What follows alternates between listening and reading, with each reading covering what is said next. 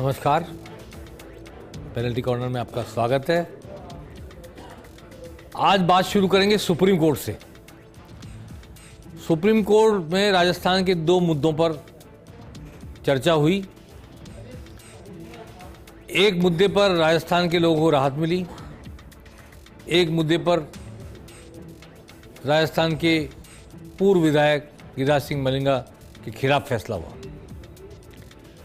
सबसे पहले बात करते हैं कि सुप्रीम कोर्ट में आज राजस्थान सरकार की एसएलपी पर चर्चा हुई, स्पेशल लीव पिटीशन पर चर्चा हुई, जिसमें एनजीटी के नेशनल ग्रीन ट्रिब्यूनल के आदेश, जिसकी आज अंतिम तिथि थी, पर्यावरण मंजूरी का आदेश, उस पर स्टे मांगा गया था। एक टेम्परेरी स्टे जिसको कहते हैं, टेम्परेरी इंजंक्शन 5 दिन का मिल गया, 13 नवंबर को तक मिल गया। 12 नवंबर को नए प्रधान न्यायाधीश भारत के इस मसले पर सुनवाई करेंगे। तो एनजीटी के आदेश पर हालांकि 5 दिन का स्टे मिला है, लेकिन फिर भी 21,000 खानों के बंद होने का संकट था आज, और लोग टकी लगाकर देख रहे थे क्या आदेश आता है सुप्रीम कोर्ट का। कल ही राजस्थान सरकार ने वहाँ पर एसएलपी दायर की थी, आज सुनवाई हो गई, और अब 12 नवंबर को चर्चा होगी, सुनवाई होगी। 13 नवंबर तक का स्टे दे दिया सुप्रीम कोर्ट ने, और नए प्रधान न्यायाधीश भारत के, अब ये तो नहीं कह सकते पहला मैटर उनका सुनवाई का ये होगा, लेकिन हाँ, पहले दिन जब वो सुनवाई करेंगे, पहले दूसरे दिन, तब राजस्थान की इस महत्वपूर्ण लाखों लोगों के रोजगार से जुड़ा ये मामला है, और माइनर मिनरल्स को लेकर जो 21,000 खाने हैं वो बंद होने का खतरा है, उस पर राजस्थान सरकार चाहती है एनजीटी के फैसले पर स्टे मिल जाए। अब पता लगेगा 13 नवंबर को, 12 नवंबर को क्या होता है, और 13 नवंबर को राजस्थान के लोगों के चेहरे पर खुशी आती है या फिर विषाद, देखने की बात होगी। लेकिन दूसरा मामला था धौलपुर के एक पूर्व विधायक गिरिराज मलिंगा का। गिरिराज मलिंगा जब विधायक थे तब उन्होंने एक बिजली बोर्ड के एक असिस्टेंट इंजीनियर से मारपीट कर ली थी, ऐसा आरोप है उन पर, और काफ़ी दिन तक रिपोर्ट दर्ज नहीं हुई और बहुत ऊपर तक मामला गया, बड़ा चर्चित मामला रहा। उस व्यक्ति की याचिका पर सुप्रीम कोर्ट में आज सुनवाई हुई, और याचिका पर सुनवाई करते समय सुप्रीम कोर्ट ने कहा कि सबसे पहले गिरिराज मलिंगा सरेंडर करें, उसके बाद सुप्रीम कोर्ट इस याचिका पर सुनवाई करेगा। हर्षादी पति वाल्मीकि वो व्यक्ति थे जो इस पे पीड़ित पक्षकार हैं, उनकी ओर से आदित्य जैन ने वकालत की, जबकि गिरिराज मलिंगा की ओर से देश के बहुत सीनियर मोस्ट व्यक्ति मुकुल रोहतगी पेश हुए। अब गिरिराज मलिंगा जब सरेंडर करेंगे तब सुप्रीम कोर्ट उन्हें राहत देने के बारे में विचार करेगा। राजनीतिक घटना तो ये है कि देवली में मुख्यमंत्री भजनलाल प्रचार करने गए, उनकी आम सभा हुई देवली में, बड़ी आम सभा, और कई लोग उसमें मौजूद थे, जिसमें मदन राठौड़ तो साथ थे ही उनके, प्रदेश अध्यक्ष बीजेपी के, लेकिन कन्हैयालाल चौधरी पीएचडी मंत्री वहाँ मौजूद थे, और जिला अध्यक्ष मौजूद थे अजीत मेहता, और प्रत्याशी राजेंद्र गुर्जर के पक्ष में ज़बरदस्त तकरीर पेश की भजनलाल ने, और मुख्यमंत्री ने कहा कि कांग्रेस पर निशाना साधा कि 370 हटाने के मामले में कांग्रेस जो 370 लाना चाहते हैं वापस, विरोध कर रहे हैं हटाने का, उनके साथ जाकर में खड़ी हो गई है। और बहुत सारी बातें आज उन्होंने कही यहाँ पर, और कहा, विश्वास व्यक्त किया कि 7-0 से हम जीतेंगे ये मैच, यानी कि उपचुनाव में 7 सीटें जीतेंगे, विश्वास व्यक्त किया। हालांकि विजय बैंसला आज भी इस सभा में मौजूद नहीं थे, जो पिछले चुनाव में आम चुनाव में भाजपा के प्रत्याशी थे, कर्नल किरोड़ी सिंह बैंसला के बेटे। तो आइए सुनते हैं क्या कहा मुख्यमंत्री भजनलाल ने, और मदन राठौड़ ने भी। जब भी कांग्रेस ने चुनाव लड़ा है, अपना घोषणा पत्र जनता के बीच में दिया है, लेकिन मैं आपसे कहना चाहता हूं, उन्होंने उस घोषणा पत्र पर 10% भी काम नहीं किया, 10% भी काम नहीं किया। मैं आपको यह विश्वास दिलाने के लिए आया हूं भारतीय जनता पार्टी जब जब चुनाव में जाती है वो घोषणा पत्र नहीं, अपना संकल्प पत्र लेकर के आती है और संकल्प पत्र लेके जनता के बीच में जाती है। और आपने देखा होगा, चाहे हमारी केंद्र की सरकार हो, चाहे हमारे राज्य की सरकार हो, जब भी हम चुनाव के अंदर जाते हैं तो हमारा संकल्प पत्र लेकर के जाते हैं। मैं आपको इतना विश्वास दिलाता हूं, जो पिछले चुनाव में हम 11 महीने पहले आपके बीच में आए थे और हम हमारा संकल्प पत्र लेकर के आए थे, और वो संकल्प पत्र हर व्यक्ति के पास है, आप उस संकल्प पत्र को देख सकते हैं।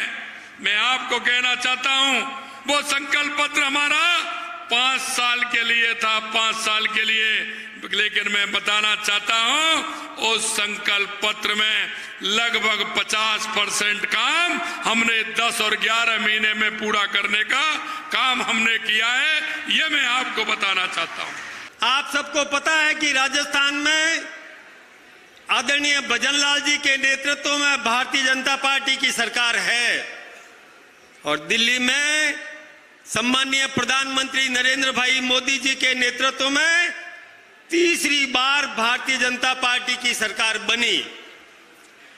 दोनों सरकारें, यदि यहां से उम्मीदवार राजेंद्र जी गुर्जर जीत करके गए तो दोनों सरकारों का पूरा आशीर्वाद मिलेगा और निश्चित रूप से इस इलाके में विकास की गंगा बहेगी। आज देवली की सभा में 30 से ज़्यादा कांग्रेस के नेताओं ने भारतीय जनता पार्टी ज्वाइन की। उधर कांग्रेस के प्रत्याशी केसी मीणा के पक्ष में मीणा लामबंद होने लगे हैं और एक बड़ी बैठक हुई है जिसमें ये विचार किया गया कि मीणा वोट ना बटे। नरेश मीणा भले बगावत कर रहे हो, लेकिन उसके बावजूद अपने प्रत्याशी को, कांग्रेस के जो टिकट पर लड़ रहे हैं उनको जिताने के लिए एकजुटता का कोई संदेश दिया जा रहा है। सचिन पायलट भी 10 तारीख को यहाँ आएंगे, 2 घंटे रुकेंगे देवली उनियारा में। उनियारा में खासतौर पर वो चुनाव प्रचार करेंगे। उनका इंतजार हो रहा है कांग्रेस के खेमे में। अब बात करते हैं हम दौसा की। दौसा विधानसभा चुनाव में मैंने बताया कि जवाहर सिंह बेडम लगे हुए हैं और बहुत सारे लोग, मंत्री लगे हुए हैं। आज वहाँ पर एक बात चर्चित हुई, किरोड़ालाल मीणा ने गले में शायद तख्ती टांग ली, भिक्षाम देही, और ऐसे वो विचरण किया। देखिए ये किस तरह वो बैलगाड़ी पे भी घूमे और फिर भिक्षाम देही की पट्टी लेकर के और जगह जगह वोट की भीख मांगने निकले, और लोगों के बीच में ये उनका एक नया प्रयोग था। लोग तो वोट मांगते हैं और उन्होंने वोट की भिक्षा मांगी है, और इस पे अपने भाई जगमोहन मीणा को चुनाव जिताने के लिए भरसक प्रयत्न कर रहे हैं, मेहनत कर रहे हैं। अब इस पर गोविंद सिंह डोटासरा ने आज बड़ी तल्ख टिप्पणी कर डाली।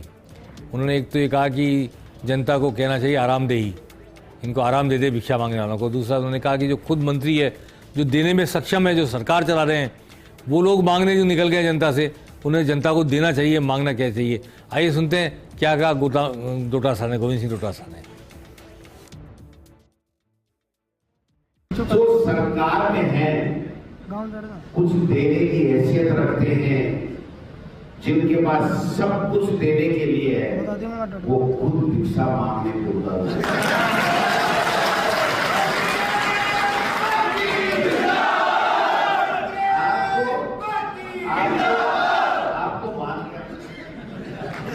आपको सलूट करता हूँ, प्रणाम करता हूँ।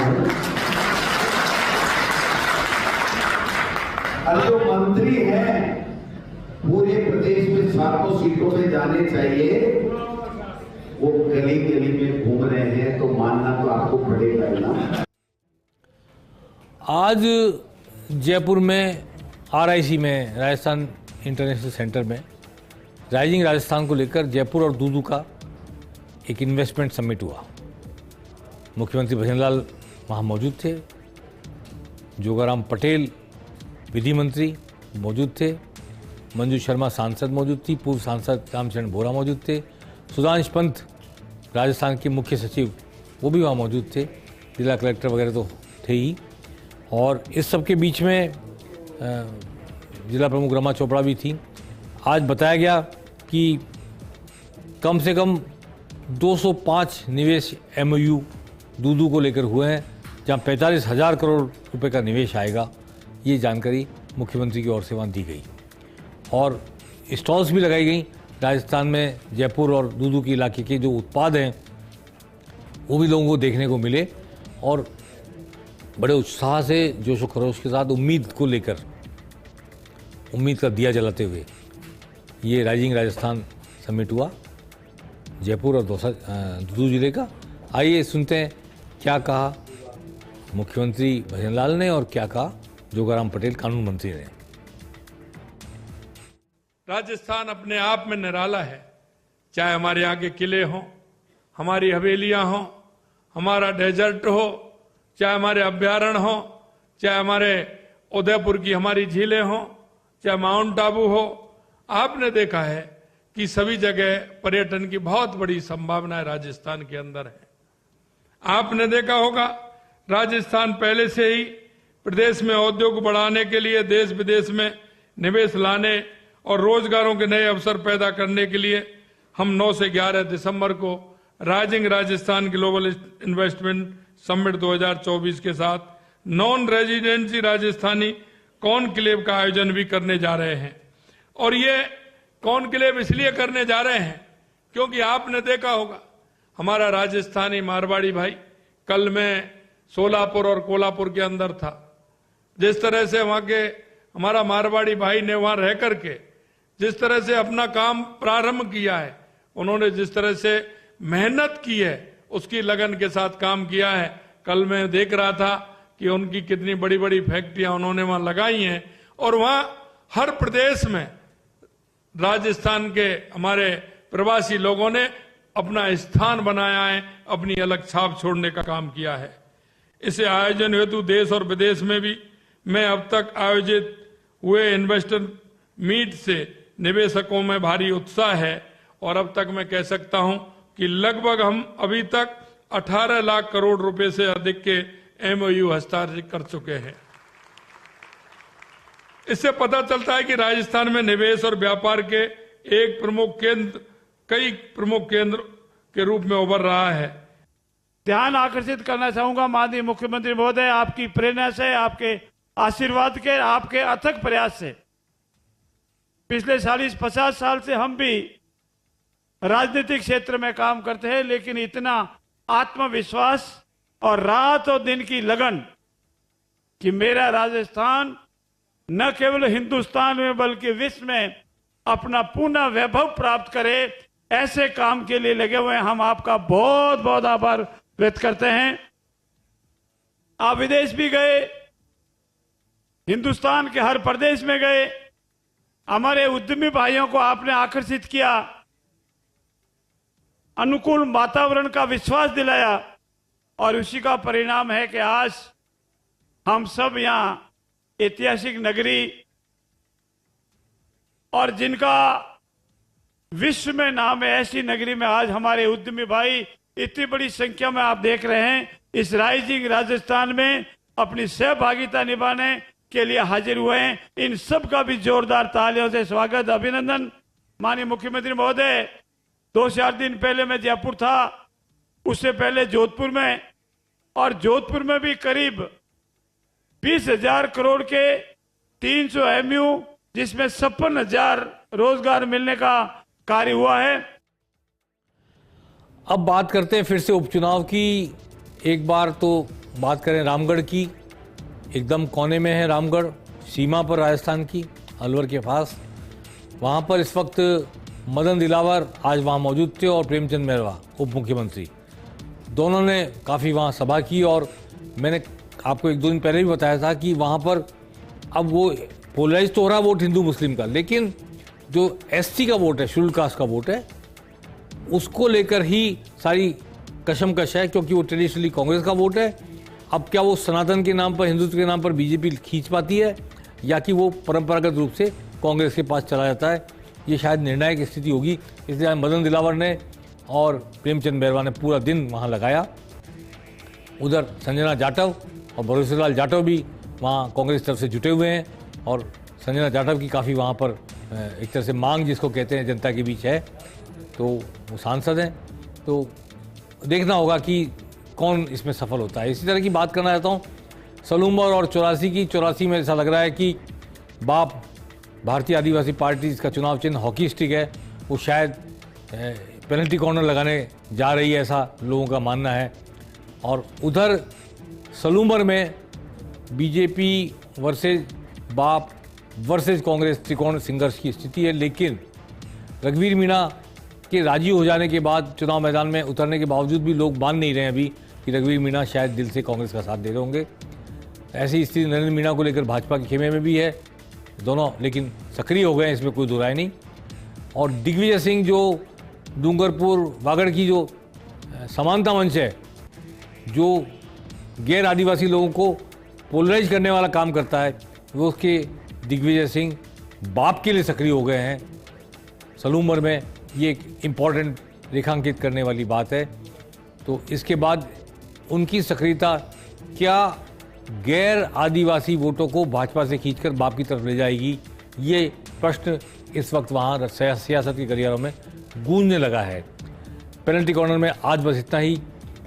फिर हम बातचीत करते रहेंगे लगातार उपचुनावों की राजनीति को लेकर। नमस्कार।